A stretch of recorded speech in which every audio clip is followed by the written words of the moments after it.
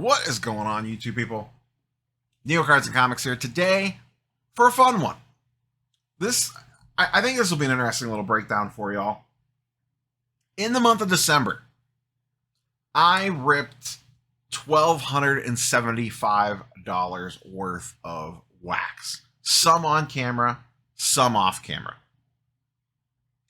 I kept track of everything that I graded, everything that I sold, and a cheat code to total up to see if I made a profit or how much I lost. Now, the cheat code, because I have a cheat code that some of you have, but not all of you, I factored in YouTube revenue as well. I've done this in the past, and I've also done that as well because I'm ripping on camera. I make a video out of it. I earn YouTube revenue off that. So that gets factored in as well to this. That's why I call it the cheat code, because that is not something that everyone can access. Everyone can access wax. Everyone can send cards to PSA. Not everyone makes YouTube revenue. So I thought it was only fair to include this for the purposes of this exercise. So here's what I ripped. Here's what I spent. Like I said, $1,275. But what does that make up? And then I want you all, you could start guessing now. Did I make money or did I lose money? We ripped 1 Topps Heritage Mega, 10 Topps Update Hangers. This is 2022, by the way. This is all 2022. 5 Topps Holiday Megas, 1 Topps Update Hobby Box. That was the dented one, the one that was pushed in a little bit, the damaged one. I ripped that off. I recorded it, but the box was so bad, I just never even posted it. 3 Topps Update Blasters. A little typo there. So we got 3 Topps Update Blasters. And once again, this is all 2022, basically baseball. This is all baseball. 6 Update Megas. That's Topps Chrome. 1 Heritage Hobby Box. That one I did not rip on camera. 1 Topps Chrome Update Hobby Box. So that's the total. This is the PSA grading fees, factoring in shipping and everything. This is not the full submission that I sent because there were some cards that were not part of this wax rip. So I did not include those on the PSA grading fees just to kind of balance things out. So here's the total that I spent, $1,275. And this is not to the penny. I did a little bit of quick rounding here so we didn't have cents and all that stuff just to keep the math simple. So that is what I spent out of pocket on wax in December that I ripped, $1,275. So was I profitable or was it a loss? Let's talk about what I sold from that. Just slide over here a little bit. So here is everything that I sold from it. Now, there is a little asterisk here because a lot of the lower end stuff is part of that ComC submission that I sent off. That stuff's not going to get uploaded till May. So for the purposes of this, that would just be bonus on top. I don't know what number you want to factor in on that. Maybe $100, maybe $150. I don't even remember everything that was sent that was part of that. I would need to go back and rewatch the video. But it was negligible at best. Maybe $100 worth of stuff, maybe $200 worth of stuff. So keep that in the back of your head as well.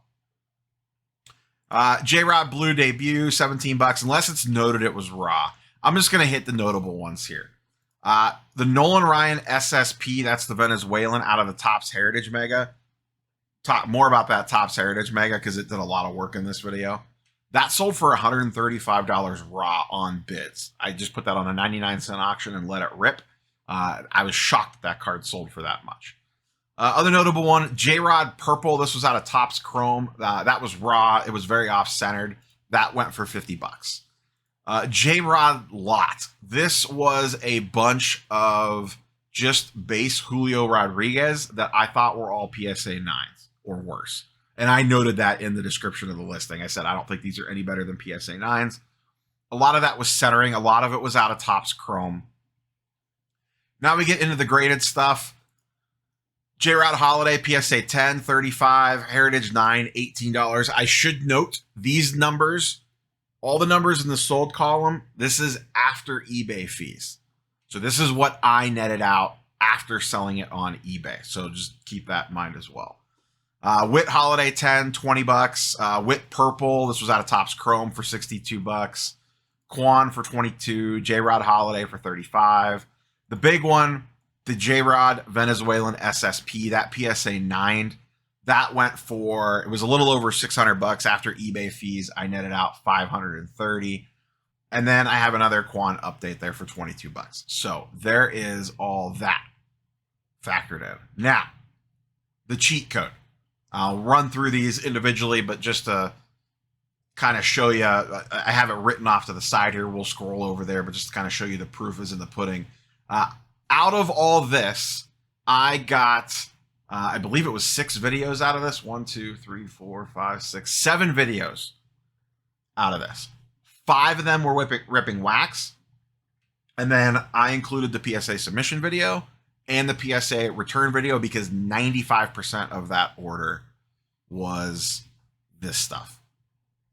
Let's run through these really quick and then I have them all totaled up. Hanger video. This got 1,600 views, basically $23 in YouTube revenue. So a little look behind the scenes here for you. I know some people are interested in this sort of stuff. Some people don't care. So that was 3 hanger boxes, I think, in that video. Yeah, 3 hanger boxes. You can see the little preview image down here. Next up, the Topps Heritage box. Once again, this is the one that carried a lot of weight. This had the Nolan Ryan SSP in it, the J-Rod SSP in it, and the J-Rod Blue Sparkle all came out of this $55 mega box. This was the greatest mega box in the history of Topps Heritage mega boxes. This video I earned $29 from and pulled those 3 monster cards, which did a lot of the work. Next one, another hanger video, 2022 update. This one did not perform as well, only 1,000 views. Made basically $12 off that one. That was 2 hanger boxes in that. Topps Chrome update.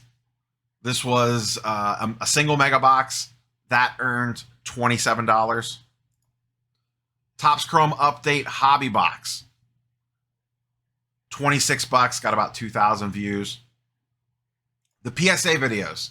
This is the PSA submission video. That got just over 3,000 views for about $29. And then the PSA reveal video, 3.3K, earned $45. That video actually performed pretty well. It's actually still performing fairly well today. You can see last 48 hours, 52 views. Spoilers, PSA submission and return videos always do really, really good. So what did that total up to? That was the cheat code portion of this. Have that over here. Here's the individual breakdowns. Like I said, I did a little bit of rounding here. Just I didn't feel like putting in 88 cents. So I rounded some stuff up to 12. I rounded some stuff down. Roughly speaking, $191. So almost $200 in cheat code money. What? So did we make a profit? Did we not make a profit? Oh, I missed a couple. Actually, I missed a couple sales down here. There was a few other sales below the J-Rod Venezuelan. There was a Jeremy Pena 1987 throwback for $30 and a Wander Holiday metallic PSA 10 for $42. So we have the YouTube revenue at $191. When you add that $191 to everything that I sold, that nets out to $1,365. Once again, this is after eBay fees, the whole 9 yards. And over here, I spent $1,275. So about $100 in profit from this little adventure. So $1,365 versus $1,275 spent. A couple things to factor in here. The ComC stuff, $100, $200. And then the wild card, I sold every card from that submission that was from this wax, except for the Julio Rodriguez Blue Sparkle. I've decided to keep that, at least for now. That, for the time being, I'm going to put a value on it on around $500. The last PSA 10 comp is $550. There's actually, at time of recording on Sunday afternoon, there's a PSA 9 at auction. It is already almost to $200. So depending on what that finishes at, it could potentially bump up the comp a little bit on the PSA 10, but roughly speaking, I'll just call it 500 bucks. So I netted out $100 plus the Blue Sparkle PSA 10 plus the stuff I shipped off to ComC. Not everything in that, it was 150 cards I sent to ComC. Not everything in that order was from that wax rip, but probably, without rewatching the video, I'd probably say at least half to 3/4 of it were. So let's, on the bright side, say I profit $1 per card on that. That would be like another $50 to $150, just kind of depending. So I did come out slightly ahead. Now, a decent, without the YouTube revenue, if you factor out that $1,200, I would be in the red coming out of this without having sold the J-Rod or the stuff I sent to ComC. Now, a lot of people will say, oh, that's not worth all the time and effort. You only made, basically a Blue Sparkle PSA 10 out of all that, plus maybe a little bit of cash. And depending on the person, that could be correct. That could be incorrect. It just depends. Now, I'm taking a slightly different angle on this. Was it worth it to me? Yeah, because it was actually fun doing it. I enjoy ripping wax is fun. Let's not forget that. It's not all about the dollars and cents. It's fun to rip the wax and chase stuff. There is a thrill in that. There's an entertainment value in that you can't really put a dollar figure on. Also, for me, you have to think about it from the content side of things. That was 6 videos that I got out of that. They've pretty much run their course. Most videos, peak within the first 48 hours and then kind of peter out. Wax rips will trickle in views over the long term. And I'm talking like maybe 20 views over the course of a couple days at a time as time moves on, because people are always kind of like searching for box breaks and that sort of stuff. But it is very, very slow. So it'll be like, maybe 10, 50, 30, 40 cents, every couple months on one of these videos. But it did create content. And then, like I said, the YouTube revenue based off that content as well between the openings and the PSA submissions. This is something that Ryan from Card Collector 2 had mentioned a long time ago, and it really does make sense. If you're in this and if you're making content, whether it's IG, YouTube, whatever it is that you're doing, find a way to make content out of everything. If I rip a box, that's a video. If I send stuff to PSA, that's a video. Get stuff back from PSA, that's a video. Those are the type of things. That's the mentality that you need to have when you're a content creator.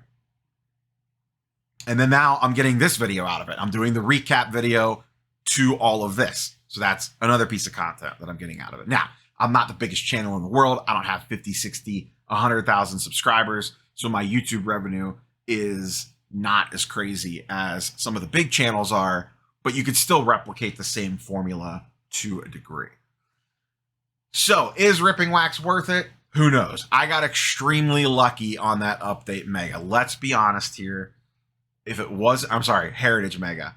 If it wasn't for that Heritage Mega, this is an entirely different conversation. So keep that in mind. This would be a massive loss if it wasn't for that Heritage Mega. I basically had 2 really big hits out of $1,200. Well, actually 3, including the Ryan SSP, because that sold for over $100. But 2 $500 plus cards after grading out of $1,300, let's call it, of wax. That's it. And that was mostly retail, but some hobby boxes in there. So kind of keep that in mind.